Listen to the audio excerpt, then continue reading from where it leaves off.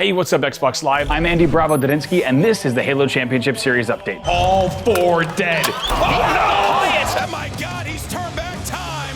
Coach Bravo with the long hair. What? It's a pleasure. It's a privilege for Bravo and myself to take you through the final chapter of what has been an incredible year of action.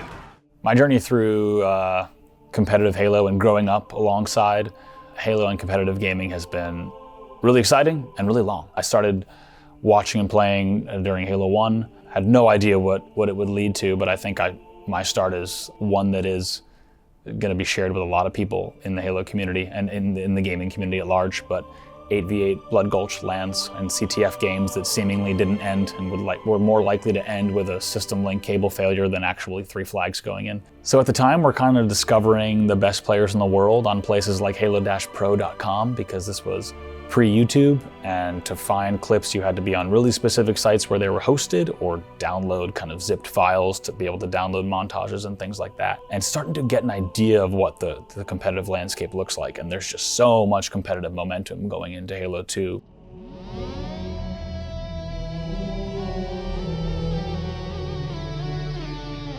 Early on in Halo 2, we started to really understand, okay, this is the MLG rule set, and you're seeing things, man, it's amazing to think about. You're looking at the front page of Bungie.net, and you're seeing the leaderboards, and you've got Ogre 1 and Ogre 2 on the Team Skirmish leaderboards. You've got guys like Overshield on the Big Team Battle leaderboards, and it's really cool to think about, because even though these were some of the best MLG players at the time in Halo 2, they were clearly the best players in the world on the global leaderboards. And it was kind of another proof point of, yeah, these are the best players in the world. And it was just such an exciting time. And starting to go to local tournaments early on in Halo 2 on the East Coast. Luckily, the Jersey and New York and Philadelphia scenes were really strong, and just meeting more and more players, and eventually getting to my first events in the 2005 season and competing through all of 2006 in Halo 2. And it was 2007 where I was a junior in high school, really wanted to stay in the scene. I was completely enamored and in love with competitive Halo, the MLG scene, just the entire, it felt so big, it felt so, I don't know, worthy of investment of time. Like, you're playing online, right? Each and every night, you're kind of chasing Team Hardcore ranks. You're scouring the MLG forums. You're watching as much VOD as you can in MLG's VOD package, and watching every POV from every match. You're going to your own lands. Like, it was truly becoming a lifestyle really quickly. And there's just, everyone in your high school was also playing Halo 2.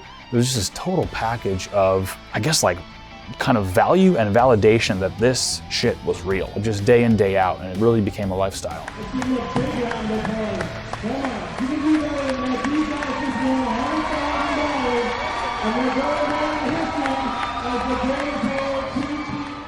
2007 was my junior year of high school. I really wanted to focus on getting into a good school, but I really wanted to stay in the competitive scene, so I just started to try to find a team I could coach. Coaching was really early. XXX was about one of the only coaches who was taking things seriously for Team Carbon. Everything else was more friends that were coaching their teams, oftentimes girlfriends that might be coaching their teams and things like that.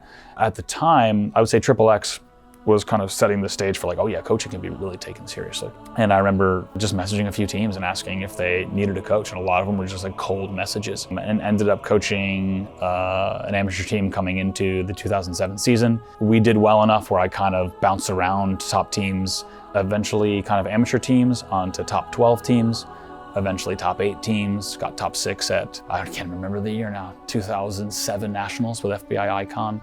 And a lot of rosters that were kind of, Halo players will remember things like Time to Proof, FBI Icon, Ambush, rosters like that, where I met people like Ola, Cloud, Big Timer, Havoc, the list goes on, kind of just Halo 2 rosters that I loved coaching. Doing it for no pay or anything, just kind of getting to events, and I just loved coaching the game at a high level. Slowly started to make a name for myself. And as luck would have it, in the 2008 season, I get a phone call on my landline at home at my parents' house, and it was Strongside, who I knew kind of casually at events. Side and I were hanging out, but we certainly had never spoke on the phone.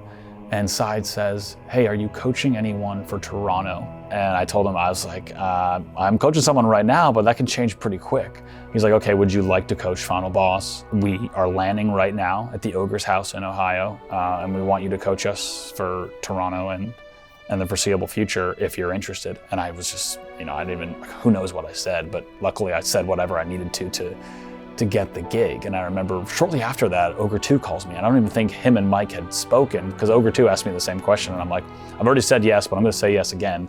And I can be there tomorrow. And I had to pack not only for the Ogre's house and Toronto, but I had to pack for my first semester of college, because I was gonna drive 8 hours to the Ogre's house, 8 hours to Toronto. And from Toronto, I had to drive 8 hours to school, and I'd already missed like the first few days of orientation in college because of this event. So I packed my car with all that. Remember, my car at the time didn't even have air conditioning. It's the heat, it's like August heat on the East Coast, and I just drive as fast as I can to the Ogre's house, and eventually coached Final Boss for 3 events for the rest of that season, and then was lucky enough to get the invite to coach Triggers Down in 2009. And Heinz kind of pitched me on joining the team. Funny enough, after they had won an event, they wanted to pick me up, and luckily had, you know, the best time of my life with Triggers Down, and won several events, and that's kind of like that was the height of my coaching career in terms of those event wins. And then from there, bounced around coaching kind of different variations of both Triggers Down and Final Boss rosters. And then eventually realized that I was investing so much time into these rosters, and you know, kind of the success would ebb and flow so hard on how the team was doing, things like sponsorships. And all of a sudden, right, I'm graduating college, so I'm like, how am I gonna pay bills? That's the thing I gotta think about now.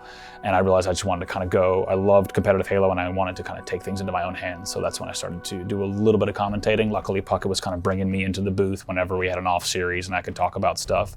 My brain was only thinking about gameplay from pro players' perspectives, because I had spent the last few years only playing with them, thinking about the game the way that they think about it. And I realized there's some value here, because I think about spawns the way that my teammates think about spawns, right? I can't take credit for the knowledge alone. I just know that when we're at a LAN and we're playing sometimes 44 games a day, right, you get knowledge baked into your brain. And luckily I was like, oh, this kind of has value in commentary. And luckily Puckett and MLG thought so too. Got a killing spree from Bound, 3 dead for Optic Gaming. You have to talk about Bound hitting the repulsor jump at that timing.